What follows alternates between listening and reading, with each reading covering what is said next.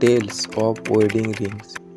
গল্পের শুরুতে দেখা যায় একটি রাজ্য এবং তারপর দেখা যায় রাজ্যের রাজকুমারীকে এবং তারপর দেখা যায় একটি ছেলেকে যে কিনা গাছের উপর বসে পোকা ধরছিল। তার পাশে একটি আলো দেখা যায় এবং সে আলো দেখে সে আচমকা গাছ থেকে পড়ে যায়। তারপর সে সেই আলোর কাছে আসে এবং সে বলে ওঠে, এটা কি?